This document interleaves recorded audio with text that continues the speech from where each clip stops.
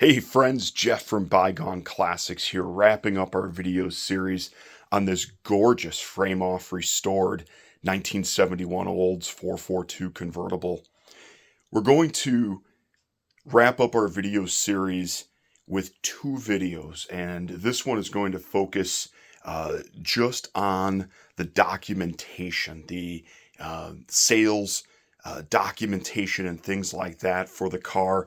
And then we're going to do a second video that sort of walks through the restoration process along with the incredible accolades that this car has earned since it was restored by renowned Oldsmobile restorer Jason Strateski. Let's start with the story here. So I may get a few minor details confused, but the gist of the story is absolutely spot on. So the original owner of this 71 442 convertible was in his late 40s back in the fall of 1971.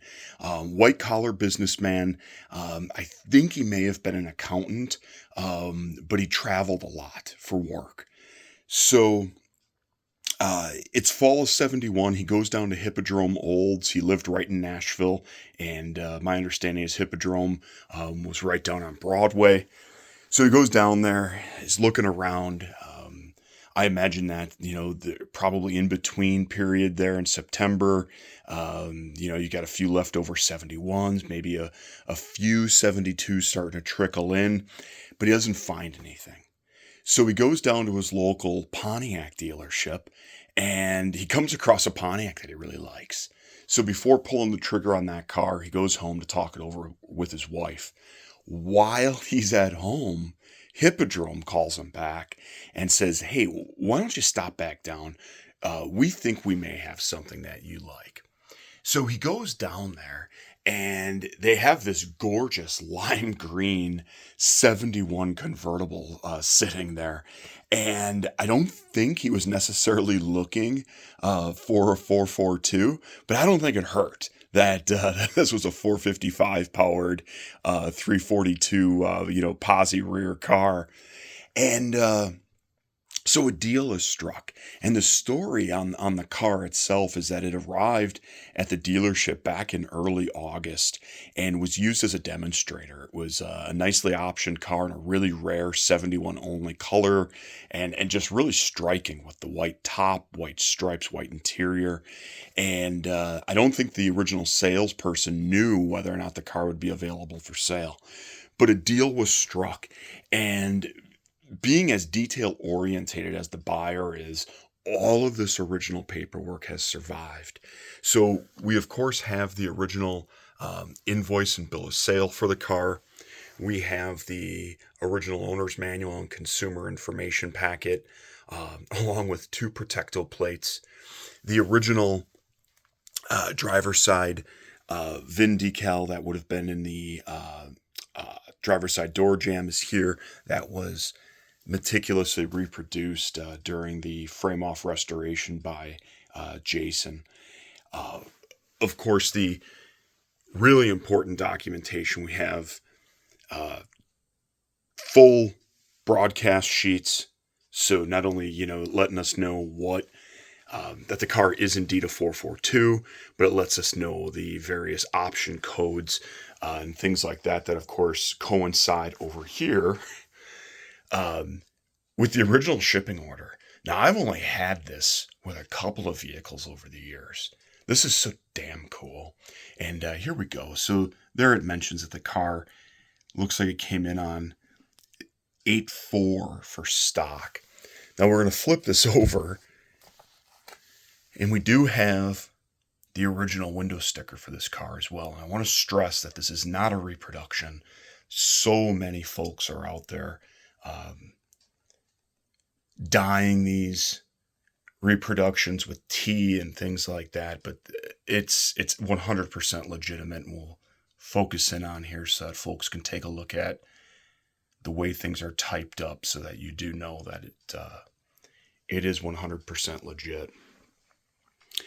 We have a couple early receipts from Hippodrome for odds and ends, along with check receipts for money received early on in the ownership. We're not sure if there were maybe some accessories purchased or things like that. In addition to this dealership documentation, the owner kept his own records on the car. So beginning here in September of 71, he documents every fill up. This is absolutely incredible, friends. I have only, again, seen this once or twice over the years to this level of detail. And then we have an oil change.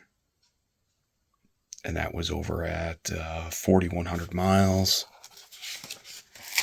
I'm just going to zoom out and sort of keep flipping here. And it just keeps going. And going. And going and going. All right. So this one's full.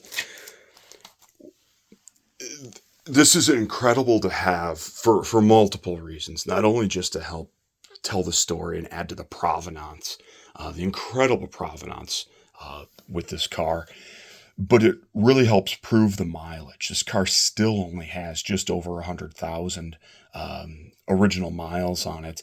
And you can see that here in 74, the car already had 42,000 miles. He was driving it. So again, I'm skipping pages here, but goes on and on and on, every time front end was lubed, fill up numbers, again, oil changes. In the back here, he talks about different repairs, when tires were put on. It's just beautiful. This then carries over into, another book, and I want to flip ahead here.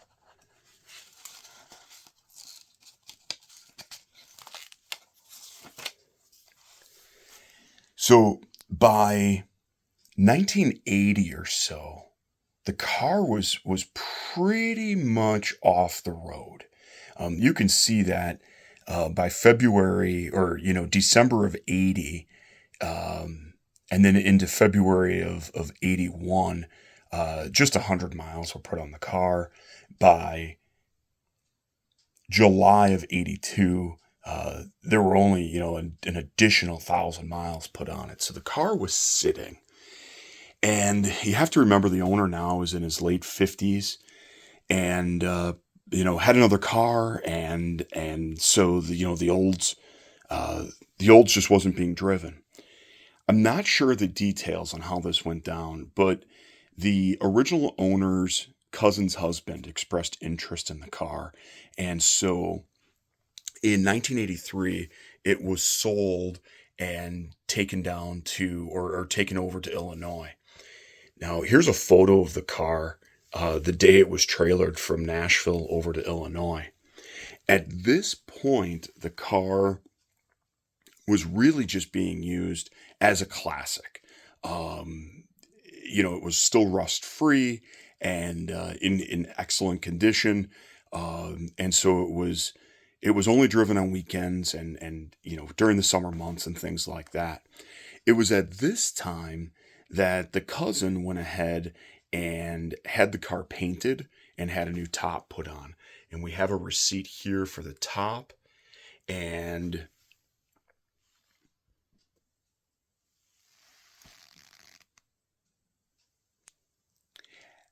now we're going to fast forward. I thought, I paused there, gang.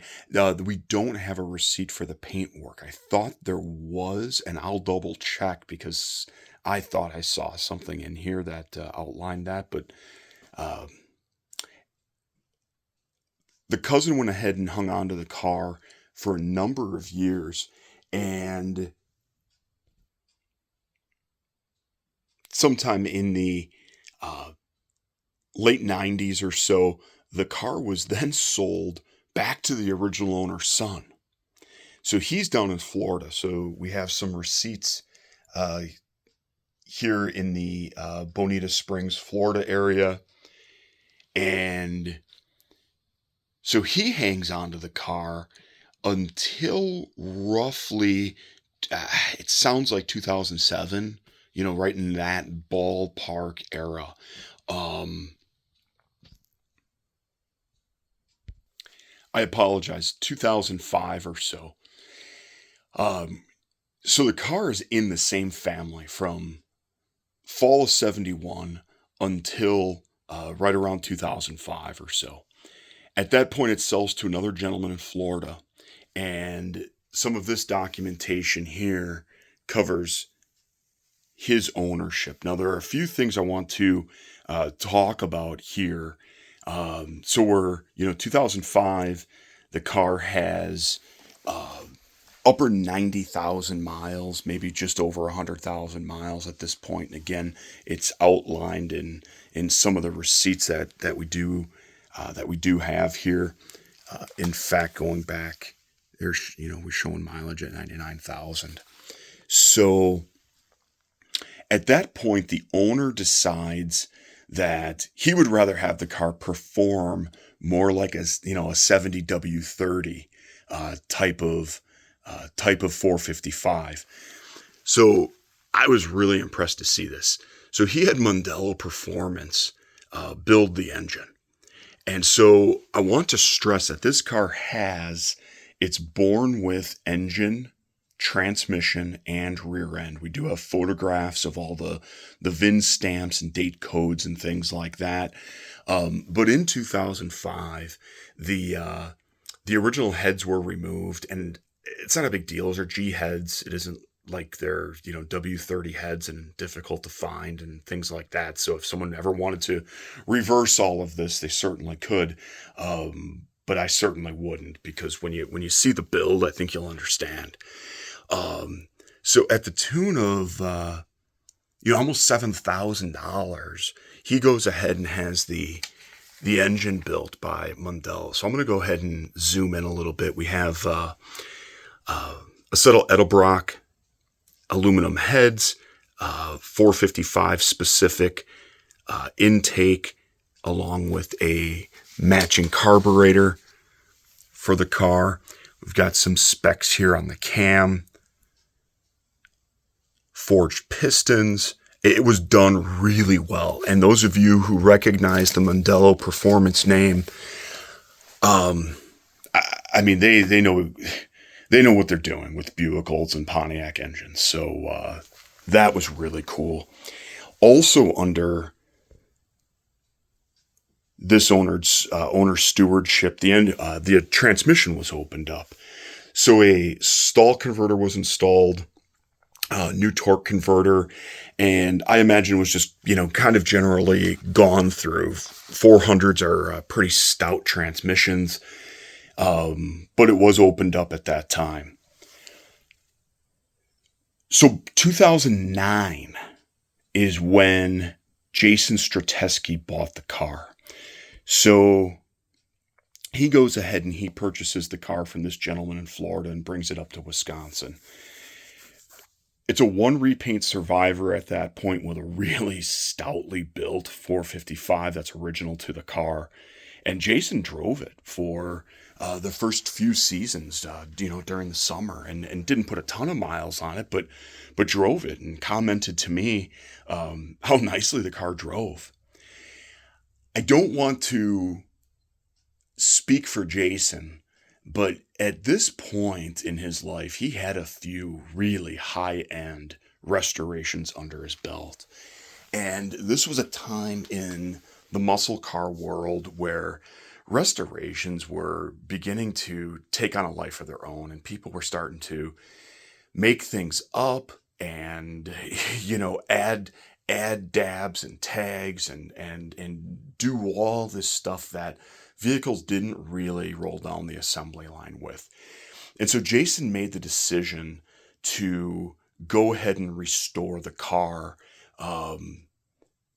meticulously. And so we're going to stop our video here and then pick up the rest of the restoration process in a second video. But to carry on with the stewardship, After the frame-off restoration, Jason hung on to the car for another couple of years where it earned top honors at the Oldsmobile Nationals, the Muscle Car and Corvette Nationals. Um, and then the car was sold to another owner. So I have now purchased the car back from them. So the car was sold, I believe, in 2016.